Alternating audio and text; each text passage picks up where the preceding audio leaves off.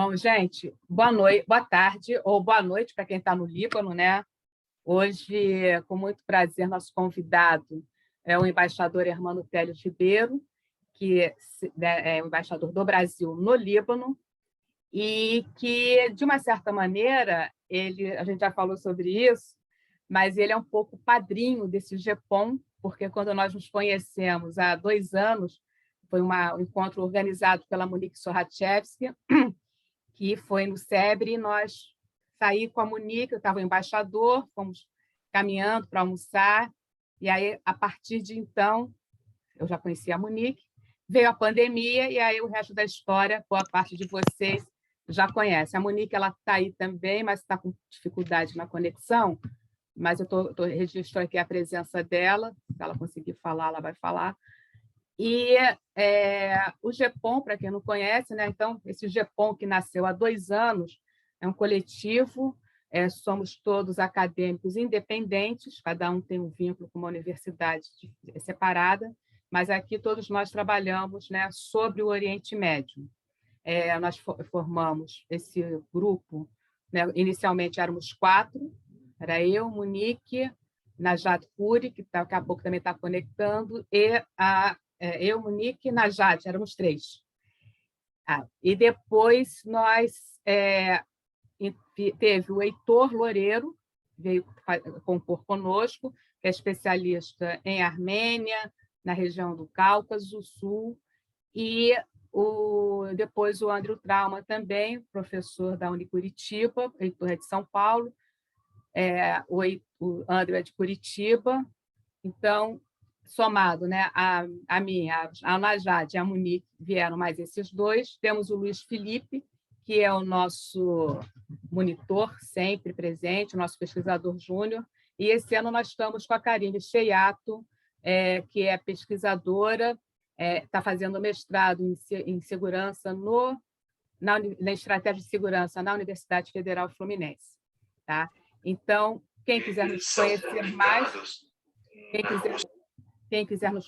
mais, temos as nossas redes sociais, @gepom2020 no Instagram, temos o site www.gepom.com.br, oferecemos cursos, temos uma revista também, o GEPOM em revista, o acesso é pelo site gepom.com.br, e temos essas lives que são feitas pelo Simpla, né, por essa plataforma que vocês estão agora, e também as lives, as produções culturais ligadas às artes, ao campo artístico, ao campo literário, a gente faz as lives pelo Instagram também. Então, a gente procura divulgar ao máximo o Oriente Médio. E eu gostaria muito, né, vou passar agora a palavra ao embaixador, e como é que vai ser a nossa dinâmica, né? Ao longo da conversa, né, é mais ou menos 1 hora de duração que a gente pretende. Vocês podem ir colocando as perguntas que serão repassadas ao embaixador em blocos, e provavelmente serão 2 blocos de 3 perguntas no máximo, e aí a gente vai continuar a conversa aqui. Então, embaixador, a palavra é toda sua. Muito obrigada. Lembrando, né, por que eu vou ser um pouquinho rigorosa no horário, que o embaixador está às 6 horas à nossa frente. Ele teve a gentileza de aceitar esse convite às 9h10, 9h10, agora em Beirute. Então, a gente vai também procurar ser breve por conta disso. Muito obrigada, embaixador. A palavra é toda sua. Bem, boa tarde a todas, boa tarde a todos. Uma imensa alegria estar aqui com vocês. Para o Itamaraty, o diálogo com a academia é fundamental, é um pilar essencial para nossos pensamentos, nossa formulação.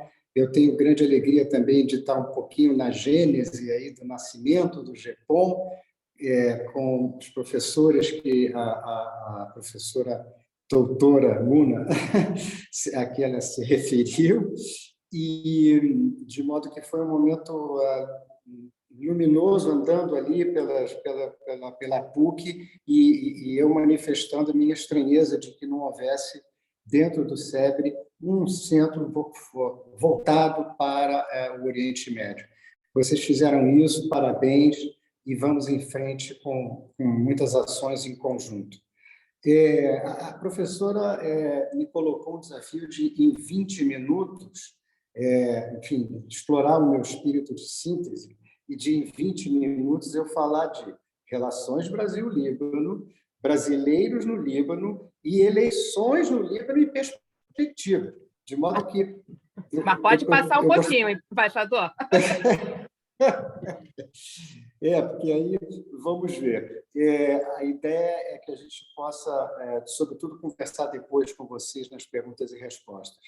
Eu acho que relações com o Líbano não é mistério para ninguém a centralidade do elemento humano, né? É o pilar que vertebra as relações em todas as suas dimensões, né? Em todas as suas dimensões, por motivos históricos, por motivos antropológicos e culturais.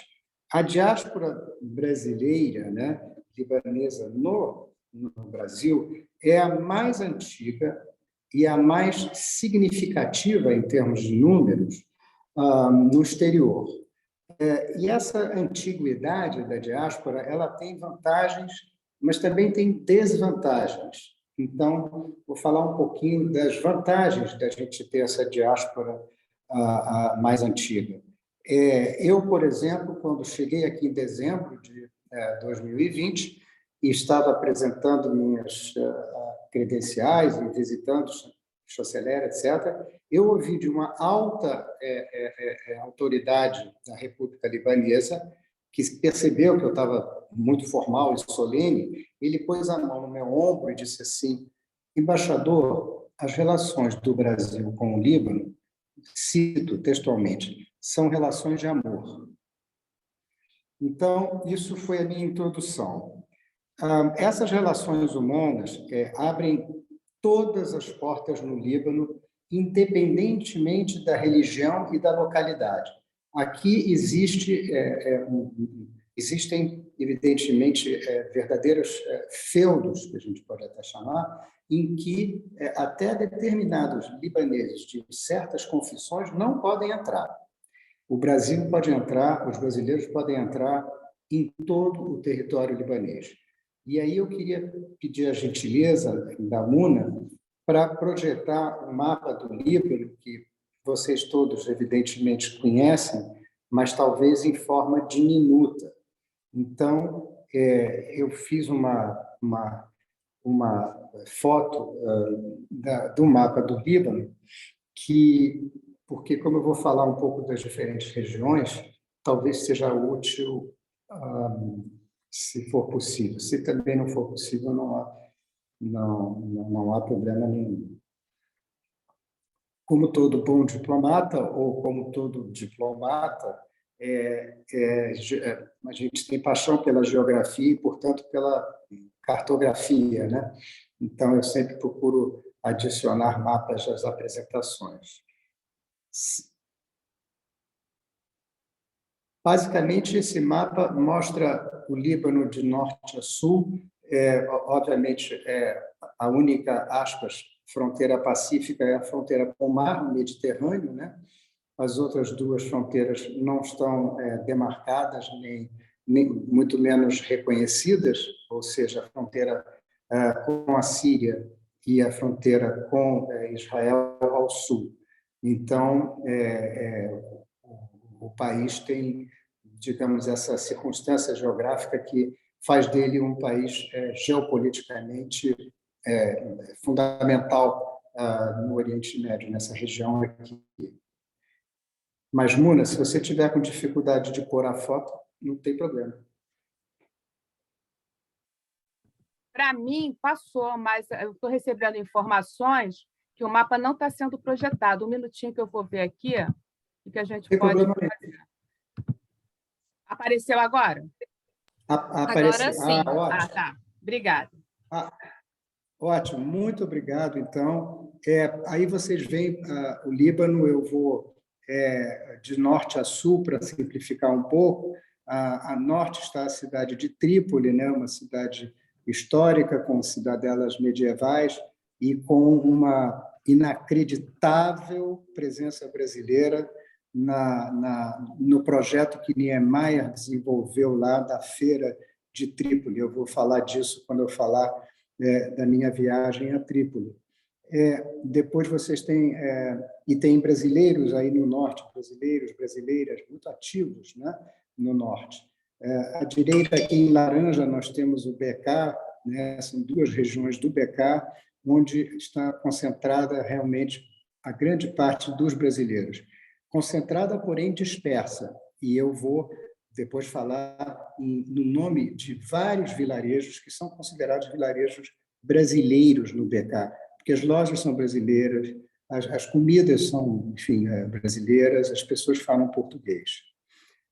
Depois, evidentemente, o Monte Líbano e aqui a região de Beirute, no litoral, onde temos a nossa embaixada. São 3 operações, né? A embaixada no lugar, o consulado no outro lugar e o Centro Cultural Brasil-Líbano. E, por fim, nós temos mais ao sul a região onde está a linha azul, que separa o Líbano de Israel, que eu também visitei. Sobre isso eu também vou falar. E agora eu gostaria de surpreender vocês com outro mapa, que foi criação do nosso Centro Cultural aqui, que é um mapa que dá uma ideia das dimensões do Líbano comparado com um outro país. É uma criação que foi feita antes da minha chegada aqui, mas eu acho uma criação muito interessante. Então, vejam, o nosso país comporta 828 Líbanos em extensão territorial, né?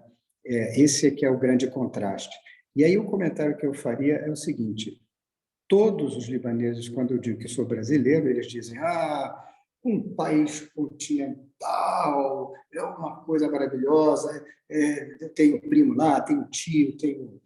E aí eu respondo assim: sim, evidentemente um país continental e tudo, mas a nossa história é uma história recente. Nós temos uma história de pouco mais de 5 séculos, enquanto a de vocês tem 7.000 anos. Então, o país de vocês é pequeno, mas a história de vocês tem 7.000 anos. Mona, então acho que a gente pode continuar com a apresentação depois desse mapa. Então, eu mencionei essa coisa da... Então, o Brasil é visto muito como um oásis por aqueles que conhecem, que têm familiaridade.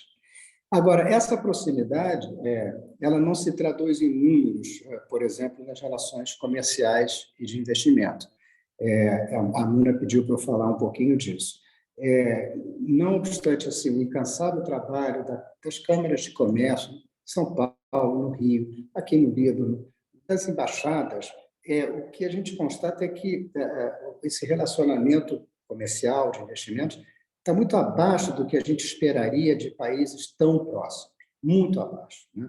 Então, isso eu vou dar um pequeno exemplo aqui, não quero cansar vocês com números, mas a corrente de comércio, que é a soma de exportações, né, mais importações do Brasil com o Líbano, atingiu, no ano passado, um patamar de 177 milhões de dólares.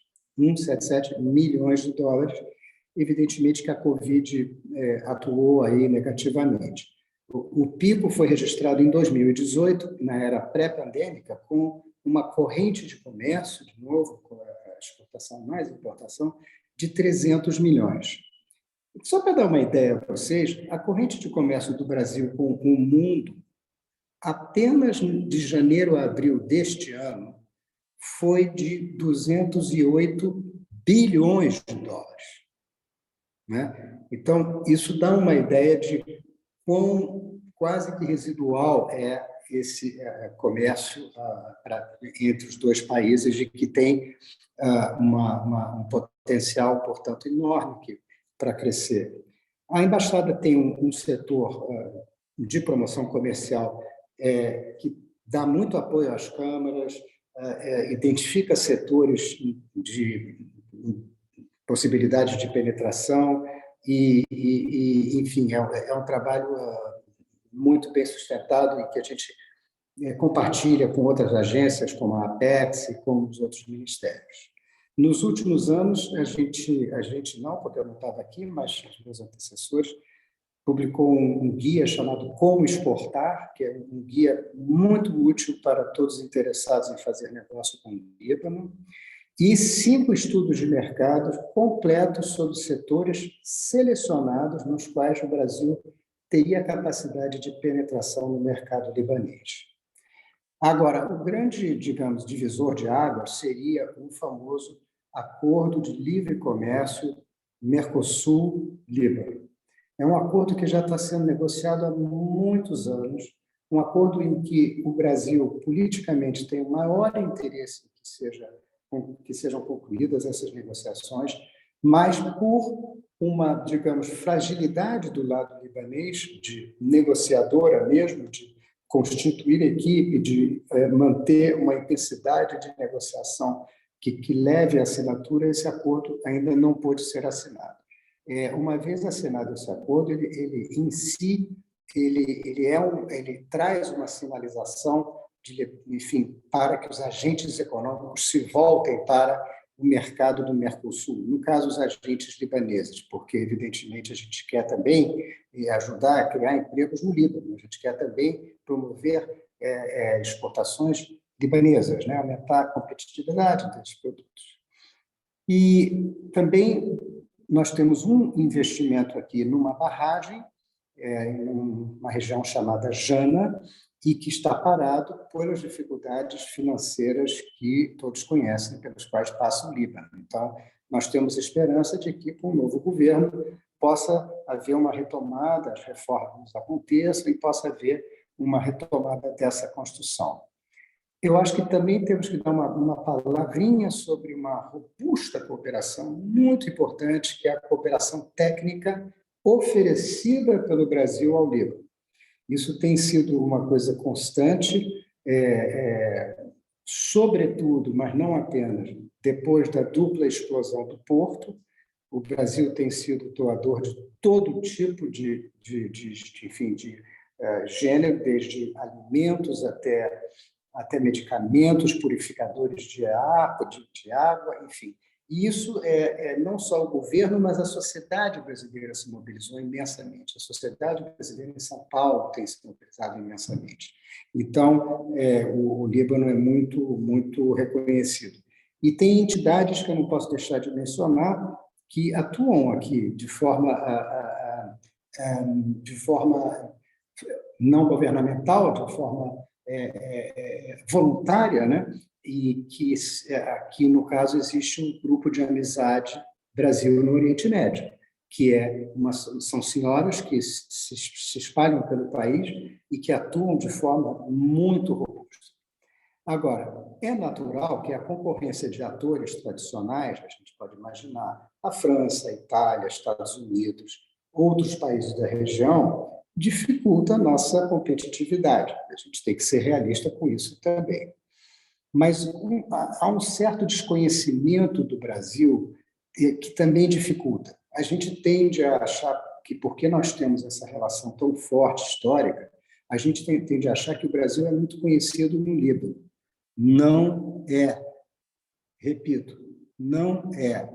O Líbano, de um modo geral, as escolas são bilíngues, mas se ensina o árabe e o francês, né? Em algumas se ensina o inglês. E eles são muito pouco voltados, desconhecem, em sua boa parte da população, o Brasil, para além daqueles clichês que nós conhecemos, de samba e futebol. Então, isso é um certo paradoxo, porque nós temos um trabalho enorme para nos fazer conhecidos, né? Por um país que tem um nível educacional muito bom, né? Então, somos muito conhecidos por pequena parcela da população, que é essa que é ligada ao Brasil, evidentemente, mas ainda muito pouco conhecidos pela maioria. E, com isso, eu encerro essa primeira parte. Não sei se eu estou dentro da minha dimensão. Não vou falar das relações políticas, porque, obviamente, vocês sabem que nós temos uma bancada enorme no Congresso, temos governadores, prefeitos, os nomes aí seria uma palestra à parte. Então, na parte 2, eu vou falar dos brasileiros aqui no Líbano. Eu diria que a comunidade, ou as comunidades brasileiras aqui, porque elas vêm de diferentes partes do país, as comunidades são heterogêneas e flutuantes. Heterogêneas por quê? Porque muitas vezes nós estamos trabalhando com brasileiros que são também libaneses, porque suas origens no Brasil são as mais variadas geograficamente. Então, são brasileiros libaneses, têm dupla nacionalidade, mas eles podem ser de Pindamonhangaba, como podem ser de Belém, como podem ser de São Paulo. Então, é muito heterogêneo, não é? Por exemplo, eu fui cônsul em Atlanta, na Geórgia, nos Estados Unidos, a comunidade lá, 95% vem de Goiânia. E pronto, são igrejas pentecostais que se instalaram naquela região e 95% da comunidade é muito homogênea. Então, aqui é uma comunidade heterogênea por suas origens e flutuante porque há um constante ir e vir de brasileiras e brasileiros, né? Há aqueles que fixam residência e moram aqui, mas há muitas idas e vindas, de modo que é muito difícil você ter um censo preciso, um número preciso. A gente trabalha com 20 mil em todo o território. E por isso vem o setor consular, né, que é um pilar importantíssimo da nossa embaixada, que interage intensamente com as comunidades. Eu tenho uma equipe muito competente, muito trabalhadora, que está sempre aberta às múltiplas demandas, inclusive a críticas, porque a gente sempre pode melhorar o nosso trabalho. Quer dizer, a ideia aqui é que a ação do Estado deve ser melhorada pela sociedade, pela comunidade, né? Há uma equipe muito trabalhadora, muito dedicada. Temos uma excepcional cônsul honorária no BK, né? A figura do cônsul honorário, talvez nem todos saibam, é uma cidadã que tem destaque no país e que se oferece pro bono para trabalhar. E ela faz um trabalho pela comunidade brasileira no BK excepcional. E numa região no BK, numa cidadezinha chamada Cabo Elias. E lá estão, nessa região, 1/3 de nossos compatriotas. Mas aí eu vou citar, porque eu passei ali pelo mapa, fui passando muito rapidamente, foi só para vocês terem ideia. Então, nós temos brasileiros, e aqueles que falam árabe vão me perdoar a pronúncia, mas nós temos brasileiros em Sultan Yaqub, em Gaze, em Biri, em Kiara, em Raush El Harimi, em Lala, em Jib Janin, em Majdel Anjar, em Bar Elias, em El Marj e em Kamed Laos, entre outros, porque nós não temos ainda um mapeamento completo, né? Para vocês terem ideia de como são espalhados a nossa presença. E nós temos eleições em outubro, evidentemente, aqui no exterior, votação apenas para presidente, e teremos 2 sessões eleitorais, uma no BK, uma aqui em Beirute. E eu acho, a minha visão, é que essas eleições também representam uma oportunidade de levantarmos dados, né, mais precisos e dados que podem oferecer a chance para que, eventualmente, acadêmicos façam um estudo, uma monografia para avaliar em mais profundidade o perfil dessas comunidades espalhadas no Líbano de norte a sul. Eu, como disse, fui cônsul, conheço os desafios. Aqui, evidentemente, não é exceção, temos questões que vão desde violência contra a mulher até a dificuldade de validarmos documentos que muitas vezes são em árabe, são documentos de outras eras, se vocês quiserem, enfim. Mas é um trabalho muito intenso. Para vocês terem uma ideia, o setor concedeu aproximadamente 5.000 documentos nos anos de 20, em cada ano, 5.000 documentos, no 2020 e 2021, apesar da Covid. Até agora, em 22, já foram concedidos 2.450 documentos. Essa contabilidade não mostra o que não foi concedido, porque não foram atendidos os requisitos, né, legais. Então, também aqui no setor consular, processamos vistos humanitários para sírios, para apátridas e palestinos. Eu vou falar rapidamente das minhas andanças pelo Líbano, e antes eu mencionaria que há lideranças importantes com dupla nacionalidade, que são brasileiros, falam razoavelmente bem o português, e menciono, por exemplo, no BK, um deputado que acabou de ser eleito, o senhor Hassan Murad. Ele me recebeu lá na região dele, e ele já foi ministro aqui de Comércio Exterior e foi eleito com expressiva margem de votos. Estive 2 vezes com ele, e com ele visitei um pouco esses vilarejos brasileiros. Por causa da Covid, não pude interagir muito com as pessoas, mas isso já me deu uma visão. A minha visita ao norte, como eu mencionei, propiciou um encontro com Oscar Niemeyer. Existe uma feira, muitos saberão, né? Uma feira que foi projetada, cuja obra parou, enfim, devido às dificuldades de segurança, evidentemente, do Líbano da época, mas chega a ser espantoso para um brasileiro como eu, que já morou em Brasília, encontrar uma pequena Brasília no norte do Líbano. É uma coisa assim, muito emocionante. Apesar dela estar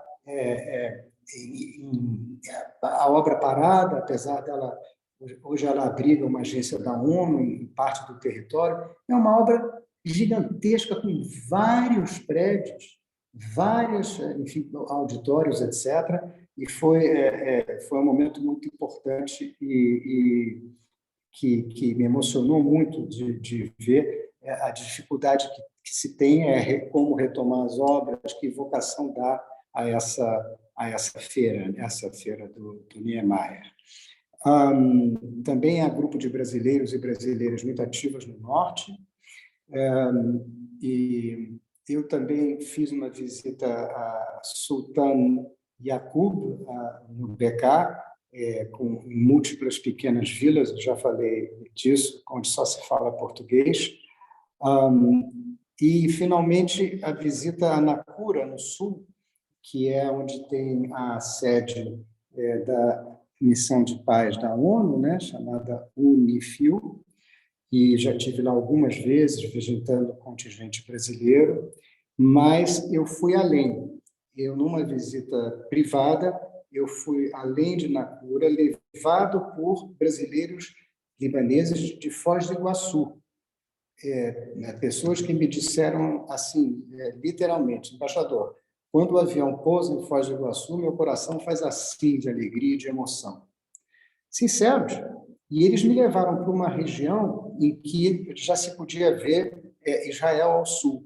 E eles diziam para mim, embaixador, o Líbano é lindo, nós queremos a paz e o comércio com o vizinho do sul. Nós não somos a favor da guerra com o vizinho do sul. Nós somos somos xiitas, mas nós queremos a paz e a cooperação com o vizinho do sul, apontando para o vizinho do sul. Então, eu menciono isso porque, muitas vezes, uma vivência é mais reveladora do que, às vezes, fotos ou outras coisas.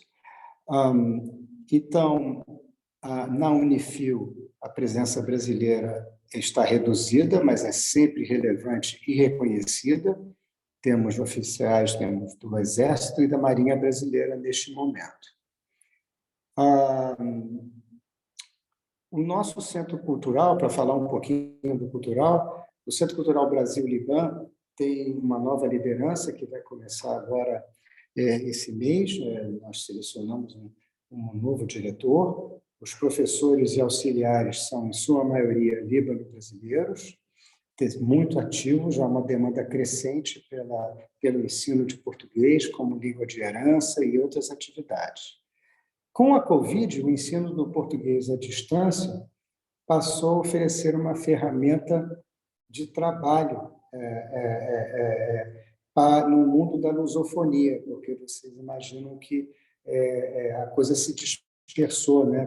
Com a Covid, a gente pôde ter alunos de outros países, enfim, esse efeito multiplicador que a pandemia gerou, né? Eu também vou fazer aqui um pequeno anúncio de mais uma parceria GEPOM Brasil-Liban, porque nós vamos ter na terça-feira, agora, 24 de maio, uma palestra online, Oswald de Andrade, Tarsila do Amaral e o Oriente Médio, já sendo aí uma parceria GEPOM com o nosso setor, com o Brasil-Liban. Queria mencionar que nós faremos também esse ano a exposição das viagens de Pedro II ao Oriente Médio, né? Ele aqui esteve em 1871 e tão fascinado ficou que voltou em 1876. Não havia avião, hein? Eram viagens longas. E ele fotografou e documentou suas viagens. Nós vamos usar esse acervo, que foi muito bem pesquisado, na Biblioteca Nacional, por um professor aqui brasileiro, muito dedicado, muito profissional, e vamos usar essas fotos como digamos, a história da vinda de Pedro II ao que era o Império Otomano à época, no contexto da celebração do bicentenário. E eu não posso deixar de mencionar que, pela primeira vez, desde que a embaixada foi fundada, ela tem uma mulher diplomata em missão permanente aqui. Então, isso é uma coisa histórica, nunca houve uma mulher diplomata trabalhando no plantel em missão permanente. Eu tenho muito orgulho e alegria de tê-la como chefe do setor cultural. E, para concluir, eu vou falar das eleições legislativas, né? Como sabem, eleições foram concluídas no exterior e no Líbano com razoável grau de tranquilidade, né? Eu digo razoável porque houve incidentes aqui e ali, mas quem sabe o grau de sectarismo, às vezes fanatismo político que existe aqui, sabe o potencial que há de violência um pouco mais acentuada. Então, o fato das eleições terem transcorrido em paz, e os observadores que acompanharam validaram essa avaliação, já é em si uma vitória. Como sabem, aqui existe um Congresso que é um parlamento unicameral, é uma Câmara de Deputados, né, com 128 assentos, né, e necessariamente dividida em duas metades, cristãos e muçulmanos, né? Há uma divisão pré-determinada. Os parlamentares recém-eleitos vão tomar posse amanhã, domingo, e dentro de 15 dias, inshallah, né? Oxalá, espera-se que eles possam escolher o futuro presidente da Assembleia. Então, a Assembleia Legislativa, a Câmara dos Deputados, tem um presidente que está há 30 anos exercendo essa função e espera-se que essa nova, digamos, composição de poder que emerge das urnas possa eleger um novo presidente da Casa. Essa Assembleia deve ainda aprovar a formação do novo gabinete, que é essencial para fazer avançar as reformas tão necessárias de que o país precisa. O Líbano tem uma história, digamos, repetida de governos que não conseguem se constituir. Os políticos, há um vazio, um vácuo, e existe o exercício do poder é feito por um governo provisório que não carece de legitimidade, portanto, enfim, a gente espera muito que isso não aconteça nesse momento tão decisivo, tão grave, porque o Líbano vive hoje o seu pior momento da história em tempos de paz. Eu costumo repetir esse mantra porque é a pura verdade, né? 70% a 80% da população abaixo da linha de pobreza, uma crise econômica sem precedentes, enfim, a moeda derrete a cada dia, enfim, tudo isso é um pouco divulgado na imprensa. A avaliação preliminar que é feita por comentaristas é que metade do eleitorado habilitado participou. Isso foi considerado, como o voto é facultativo, né? Ou isso foi considerado muito pouco diante da gravidade do momento do Líbano, só 50%, na verdade 49%, mas 50% votou. Vários fatores concorreram para isso, não é o caso de detalhar, mas, sobretudo, há um certo desencanto e descrédito dos eleitores para com a política em geral, o sistema eleitoral, o sistema representativo. Então, isso contribuiu um pouco para a baixa participação. O resultado que se anunciou apresenta um quadro incerto, um quadro que não há clareza de quem está, não há uma coalizão predominante que possa fazer avançar a agenda política. Ao contrário, o que há é uma fragmentação, né? Uma situação política muito fluida que emerge das urnas. E a governança, né, que a gente espera que seja, a gente almeja que seja atingida, dependerá muito do tipo de coalizões que vão se formar entre forças novas que surgiram forças completamente novas, fora de todos os esquemas de partidos, enfim, lideranças novas da sociedade civil, mas essas lideranças, elas mesmas, têm agendas diferentes, caso o tema seja reforma econômica, ou política de defesa, ou política externa, de modo que há essa ideia de que há uma certa dispersão, mesmo nas forças renovadoras, os não pertencentes a partidos tradicionais. Do ponto de vista do exterior, como vocês sabem, o exterior impacta diretamente a política libanesa o tempo todo. Tanto a Arábia Saudita e Irã, países ocidentais, vão continuar muito influentes aqui, porque, de certa forma, eles estão representados, né? Nessa nova configuração. Eu acho que eu não vou entrar muito aqui na parte política, porque eu já extrapolei muito o meu tempo, mas eu só diria que essa Assembleia será empossada amanhã e tem enorme poder, porque a ela caberá eleger o sucessor do atual presidente Michel Aoun em outubro. Então, essa Assembleia, o voto aqui indireto, é a Assembleia que vai eleger o sucessor do atual presidente. Eu vou parar por aqui para permitir perguntas e respostas. Desculpa porque eu excedi um pouco o tempo. Muitíssimo obrigado. Embaixador, muito obrigada. Só poderia falar o tempo todo. Eu fico preocupada com o seu horário aí, porque daqui a pouco a gente entra à madrugada. Não, eu já jantei. Então tá bom. Eu já jantei. Eu quero, assim, antes de mais nada, agradecer a todos que estão presentes, né, que aceitaram, e quero destacar aqui a presença do Dr. Guilherme Matar, presidente da Câmara de Comércio Brasil-Líbano, e do Hadna Matrus, que é o cônsul honorário do Líbano em Goiânia. Então, muito obrigada aí pela presença de vocês, todos. E a gente vai começando as perguntas, vocês podem colocando aí no chat, que a Karime vai recolher. E eu quero, já começando, então, eu gostaria de dar só um pontapé inicial, porque o senhor falou aí, embaixador, sobre... nós sabemos que aqui no Brasil a questão legal sobre os filhos de pais separados, né? E é muito comum, eventualmente, a mídia noticia que um pai libanês, ao se separar, levou o filho sem autorização da mulher para o Líbano, e para essa mulher brasileira fica difícil resgatar esse filho, que, pela lei libanesa, é lei ficar com o pai, né? Então, eu queria saber como é que está esse número, qual é o papel da embaixada para mediar esse tipo de conflito, né? Porque é uma questão de gênero, né? Que a gente também sabe que existe aí. Então, como é que a embaixada está mediando isso? Porque é uma coisa que nos preocupa muito, né? Obrigado pela pergunta, que evidentemente, é um tema muito candente, né?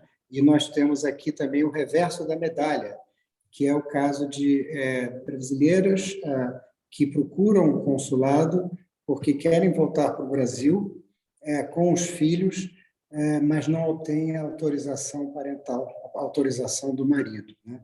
Então, são situações muito delicadas, porque a lei aqui é muito clara. Sem autorização do marido, não viaja. Não há possibilidade da saída. Então, é uma situação em que, no fundo, de direito privado, mas é uma situação, são situações humanitárias que a gente procura atender da melhor maneira possível, né? Às vezes, há casos em que as pessoas voltam atrás, há casos em que, enfim, mas a gente não tem como, nesse domínio, né, se sobrepor à legislação local.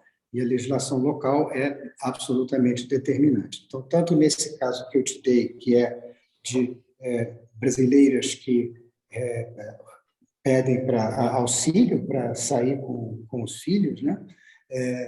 Como no caso que você mencionou, né, de pais que saem do Brasil e trazem para cá, aí eu já não sei bem como funciona, porque antigamente precisava ter autorização de pai e mãe para sair do Brasil, né?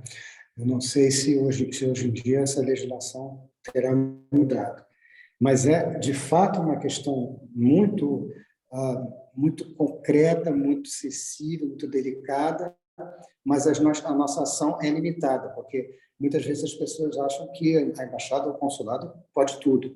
Não, a embaixada pode o possível dentro dos parâmetros da lei local. A gente não pode se sobrepor à lei local, mas a gente tem mecanismos de auxílio para essas, digamos, mães aqui no Líbano, como temos mecanismos de auxílio para presas e presos aqui no Líbano. É todo um trabalho que é feito, digamos, é parte do trabalho consular que eu falei, dessa agenda muito robusta e que não tem visibilidade, porque é bom que não tenha mesmo, tem que ser feita uma coisa discreta, uma coisa, sabe, com respeito à privacidade, inclusive, das pessoas. A legislação não permite que a gente exponha as pessoas. Tá, muito obrigada. E aí, só para complementar em termos de número, quando o senhor fala que a adesão dos cidadãos libaneses na votação, aqui na diáspora, em toda a diáspora, né, foram 245 mil libaneses inscritos, isso eu estou falando do mundo todo, né, todos os continentes, e 50% votaram. Eu acho que assim, eu acho que esse desânimo também se encontra nesses diaspóricos, né? Então, eu vou passando aqui para a Karime, que deve ter algumas perguntas, e aproveito para registrar também, eu estou olhando aqui, a presença da Renata Nogueira, que é a representante do Centro Cultural Brasil-Líbano, com quem a gente está, dia 24, podem anotar aí, às 10 da manhã, vamos fazer, eu e Monique Sorratiès vamos participar dessa conversa, e eu já fiz um trabalho anterior também, essa parceria, ela está desde o ano passado, assim, tem sido muito gratificante por 2 ocasiões. Eu conversei, inclusive, com o pessoal que faz português, era muito bacana a gente ver os libaneses interessados em aprender a nossa língua. Então, isso nos orgulha muito e parabenizo, certamente, o consulado, a embaixada, por esse belíssimo trabalho. Então, eu vou passar para a Karime, que ela está aí com as perguntas. Karime, é com você. Obrigada, Muna. Obrigada, embaixador, também. Queria reforçar o agradecimento de ter vindo aqui conversar conosco. Também agradecer ao GEPOM pela oportunidade de estar junto aqui mediando essa mesa. A gente tem algumas perguntas, eu fui juntando elas por temática, e aí eu já aproveito para fazer uma pergunta também. Tivemos 3 perguntas sobre a Unifil, então eu juntei tudo em uma coisa só para a gente também otimizar o tempo. E aí eu junto com a minha pergunta também sobre o Unifil. que a Unifil foi um importante projeto, né, que surgiu durante a Guerra Civil do Líbano e durante a invasão israelense, e a partir de 2006, a Unifil se tornou a primeira operação de paz a ter uma força-tarefa marítima, né, no mundo. E para o Brasil é especificamente importante a partir de 2011, quando o Brasil assume a liderança da FTM, dessa Força-Tarefa Marítima, e é um dado muito marcante, porque é o primeiro país fora da OTAN a assumir a liderança de uma força-tarefa marítima, né? Só que, como a gente sabe, em 2020, o Brasil ele sai, né, dessa liderança e acaba se afastando, tendo uma presença muito frágil comparada com o que já teve, né? Então, juntando as perguntas que tiveram sobre a Unifil, eu gostaria que o senhor apresentasse, né, como você analisa tanto essa saída do Brasil nesse momento e um balanço mesmo de como foi nas relações Brasil-Líbano essa aproximação, né, no período da Unifil e como isso tem se mantendo após a saída do Brasil da liderança da FTM. Então, as outras perguntas são sobre outras temáticas, aí se quiser responder essa, aí depois a gente parte para as próximas. Pode ser, embaixador? Com o maior prazer. Então, obrigado, Karime. Coincidiu com a minha chegada a decisão do governo de transferir a nau Capitânia, né, para da Unifil, a nossa Marinha deslocou isso para o Golfo da Guiné, tendo em vista outras prioridades que foram detectadas naquele momento, né?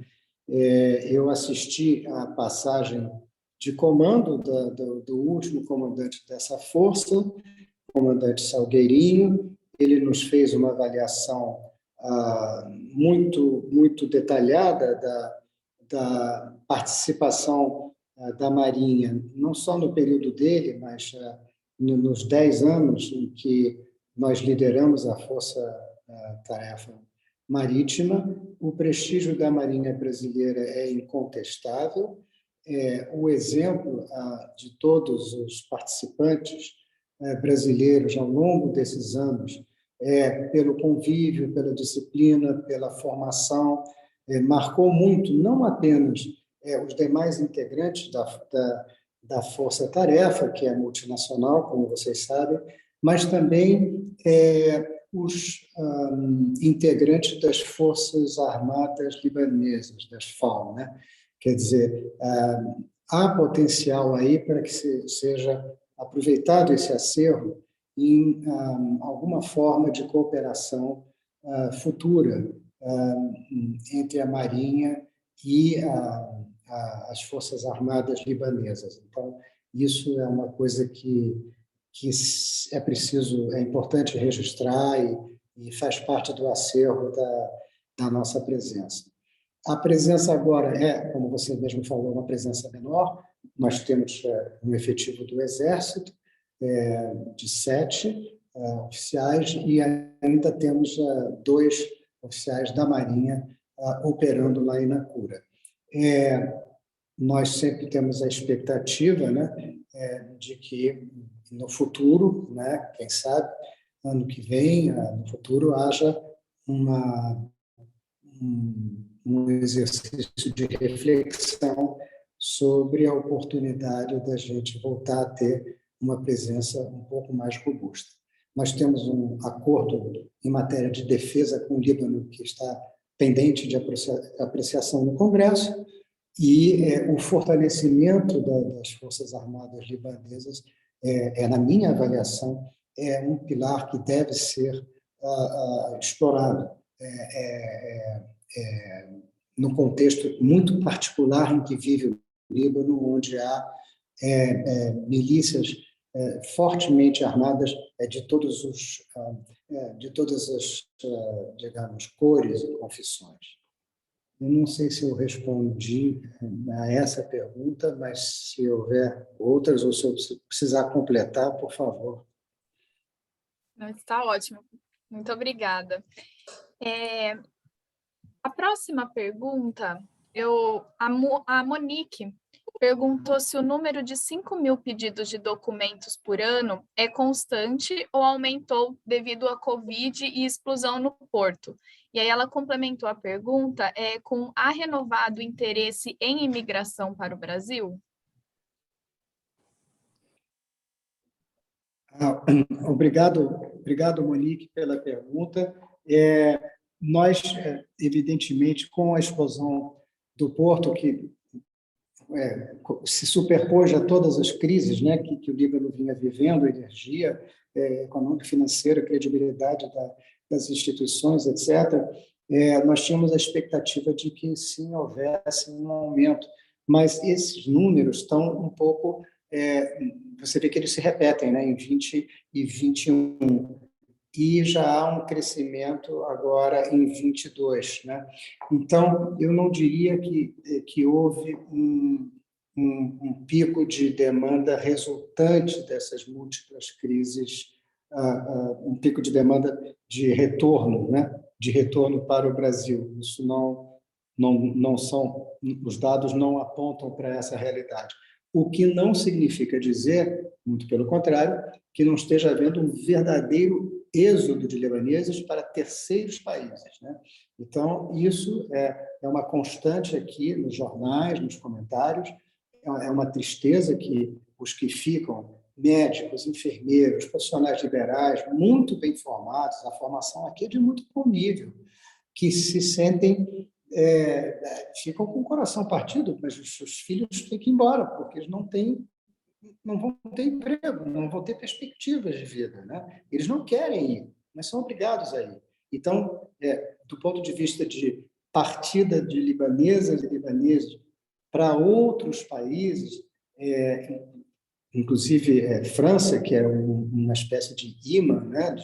Mas para outros países, inclusive na região, é um dado concreto, muito revelador da crise que o país está vivendo. A juventude está mesmo partindo, mas não necessariamente para o Brasil.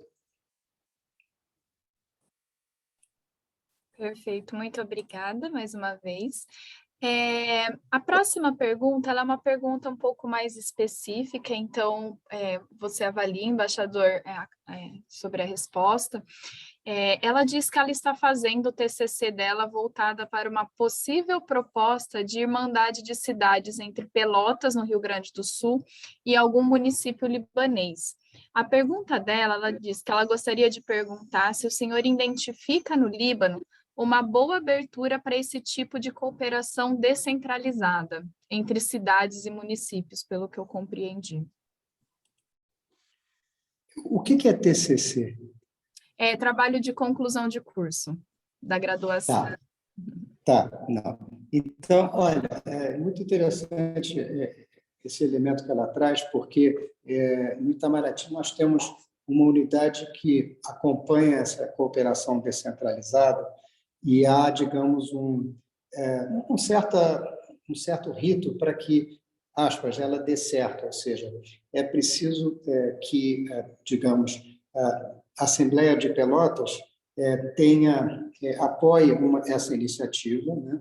É preciso que se identifique uma cidade aqui que também tenha e apoie essa iniciativa, para que a coisa não fique ao sabor de um determinado governo, né? Troca o prefeito, aí aquilo vira um papel que não tem sequência.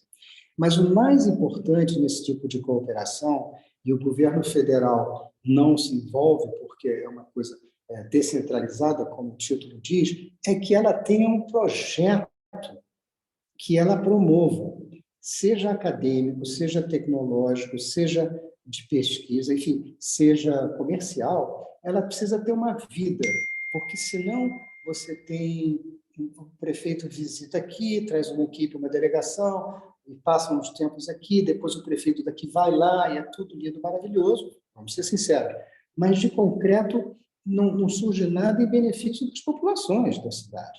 Então, no caso, se Pelotas identifica um potencial de cooperação, digamos, em biotecnologia, em ciências agrícolas, né, enfim, há pontos em que o Líbano tem excelência, evidentemente, né?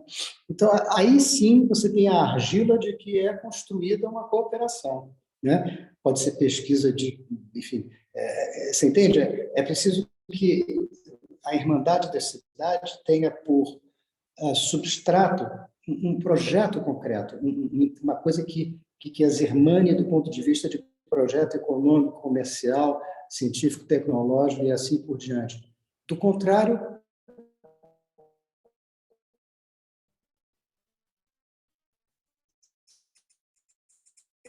fica uma coisa que pode ser até interessante, promoção de turismo, etc., humanas, mas fica uma coisa um pouco de efetividade, né? De modo que esse seria meu comentário inicial. Ótimo. Devido ao horário também, a gente já vai para a última pergunta, em que ele pergunta: embaixador, pela sua experiência, o que falta para fomentar as relações comerciais Brasil e Líbano? Quais são os atuais impeditivos para as relações comerciais crescerem? Olha, sendo muito concreto, a fragilidade libanesa do momento, né? É de todos conhecida a fragilidade em todos os domínios, é uma coisa que nós precisamos aguardar que haja governo, que haja, enfim, atores, né? Porque do nosso lado há uma disposição, inclusive política, do mais alto nível, no Congresso, enfim, o país inteiro quer efetivamente, enfim, fazer com que a gente possa crescer nessa dimensão econômico-comercial por sua representação no Brasil, apesar da escala diminuta. Eu mencionei um pouquinho a diferença, né, de escala. Mas há uma vontade política nossa enorme, mas há uma fragilidade política.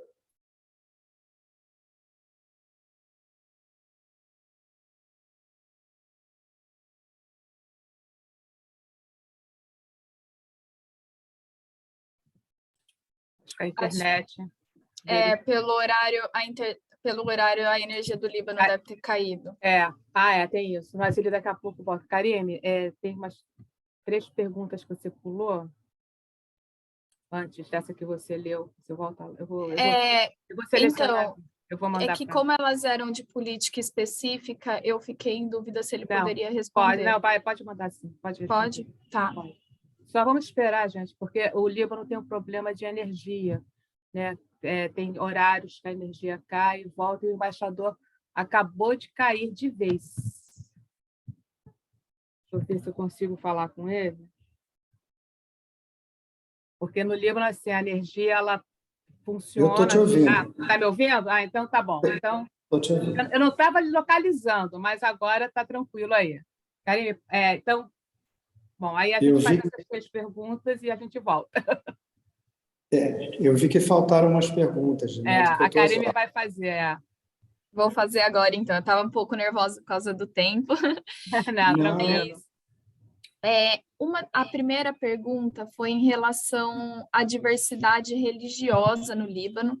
Como você tem sentido o clima da diversidade religiosa? Enfim, que a gente sabe que não é uma identidade apenas religiosa, né? Acaba sendo uma identidade política também. Enfim, o clima que está.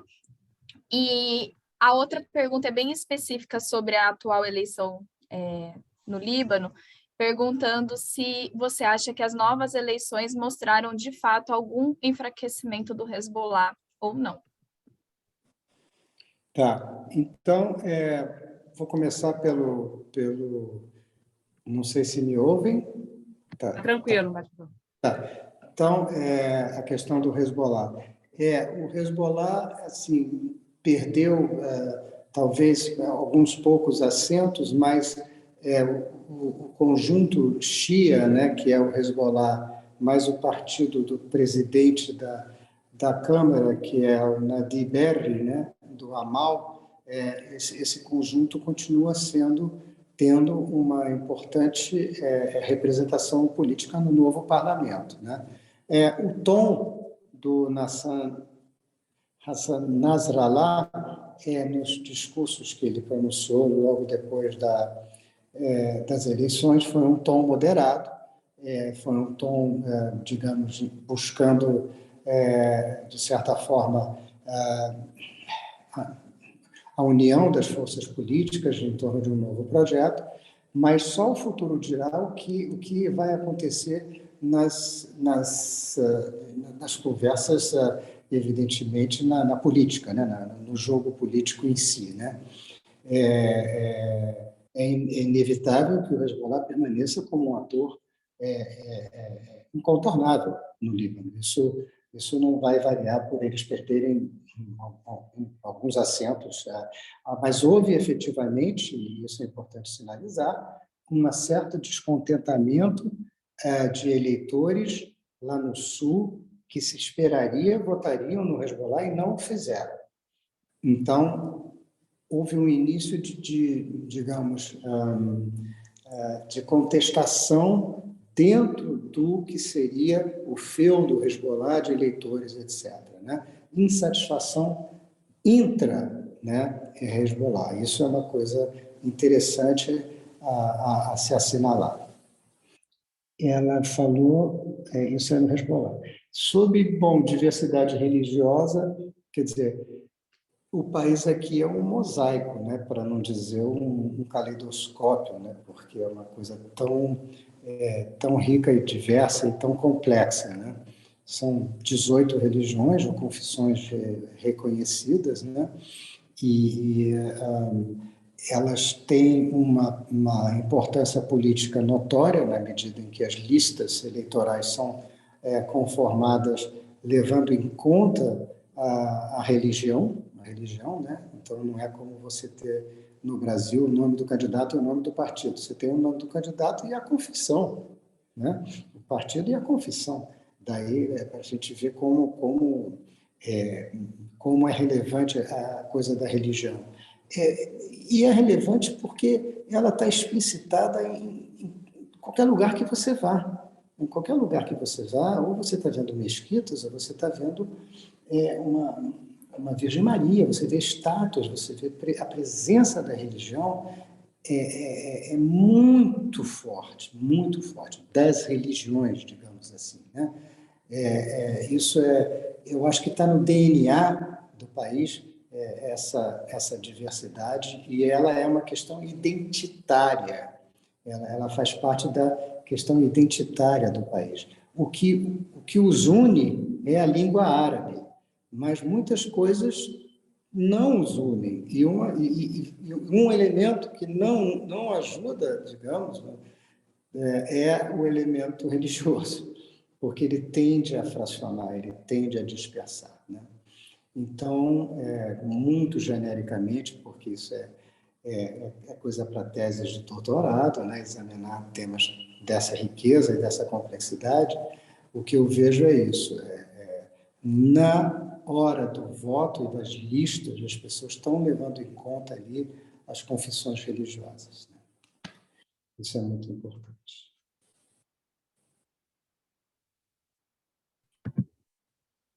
Mais alguma, Karine? Acho que tem. Mona, a gente tem mais uma que fala sobre a eleição também. Eu não sei se ele já não respondeu nessa pergunta, mas quer que eu repita? Não tem problema. Vou repetir, caso o embaixador queira acrescentar algo mais. Se já respondeu, a gente já pula e encerra. Certo. Então, embaixador, a última pergunta foi: senhor embaixador, mesmo com a anunciada renovação no parlamento, é possível concluir que os grandes grupos sectários conseguiram se manter em maioria?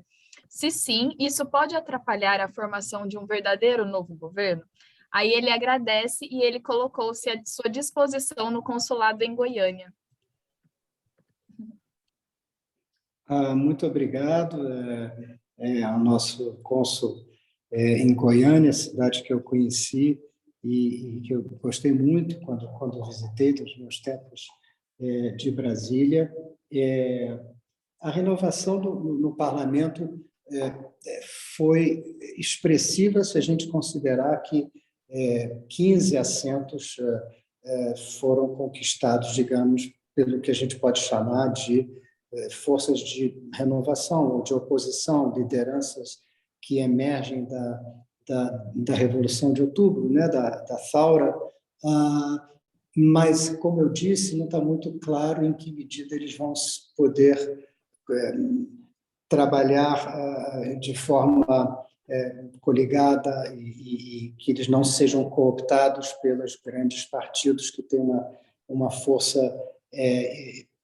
digamos, não mudancista, uma força pelo status quo, né, enorme, né? As forças aqui pelo status quo, elas são compatíveis entre si, elas não concordam entre si, mas elas não querem que o status quo mude. Isso não há a menor dúvida, e elas são muito poderosas em todas as dimensões da ação política legal à ação política ilegal, vamos ser sinceros, porque existem muitas denúncias, né, enfim, de algumas ilegalidades, muito embora o processo tenha sido validado e reconhecido. Então,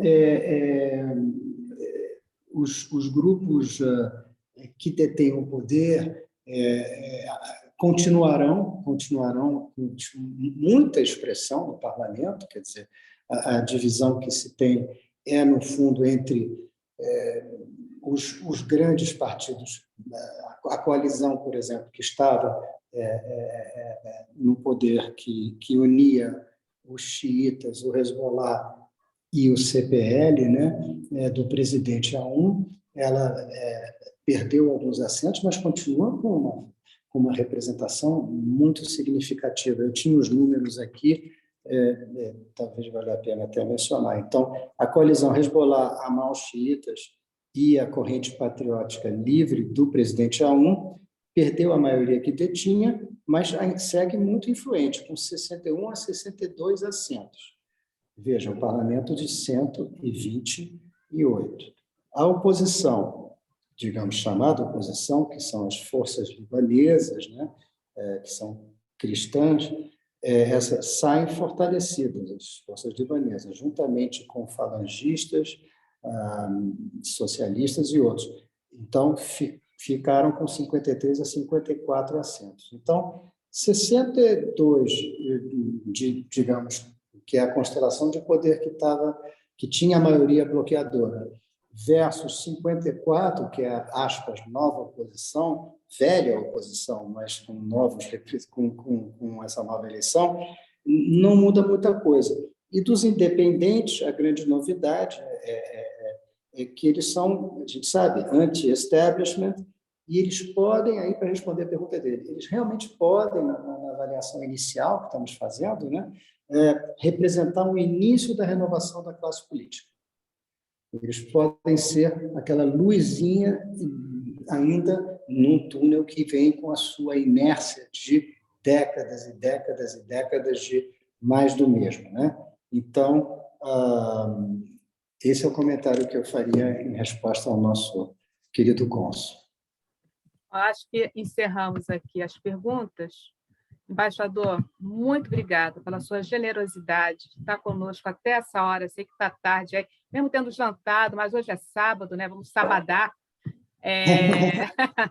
Mas a sua sempre generosidade, a sua sempre parceria, né? Eu sempre registro isso, né? Que o GEPOM tem essa parceria com o Centro Cultural Brasil-Líbano, né? Por apoio integral do embaixador Hermano.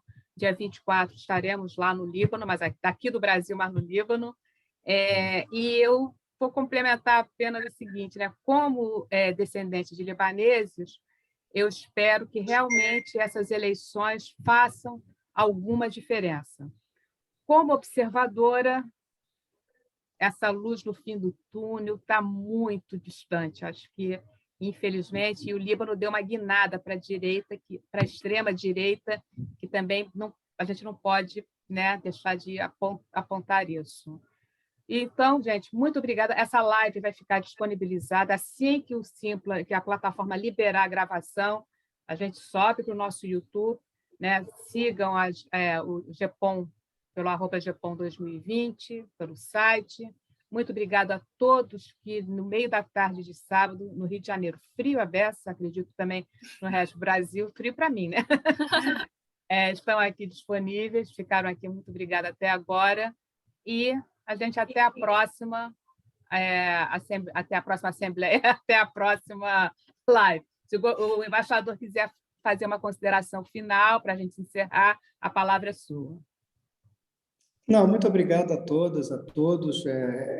Eu acho que tudo isso, a ideia é que tenha efeitos multiplicadores, na verdade, que as pessoas assistam no YouTube, que possam se interessar e se aproximar dessa temática tão rica, tão desafiadora, tão difícil ao mesmo tempo, né? E é uma alegria enorme, de novo, sempre estar perto de vocês, da academia, a gratidão da embaixada, da minha equipe, que me ajudou aqui com essas reflexões, toda a minha equipe me ajudou aqui nessa pequenos comentários que eu fiz, e muita paz, muita saúde a todos, e vamos em frente, contem conosco.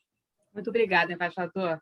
Muito obrigada, embaixador. Prazer em conhecê-lo, e também gostaria de agradecer a todos e todas que estão aqui com a gente.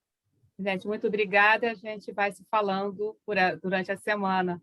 Tá? Um bom final de sábado, um bom domingo e muito agasalho, porque está frio. Beijo para todos. Tchau.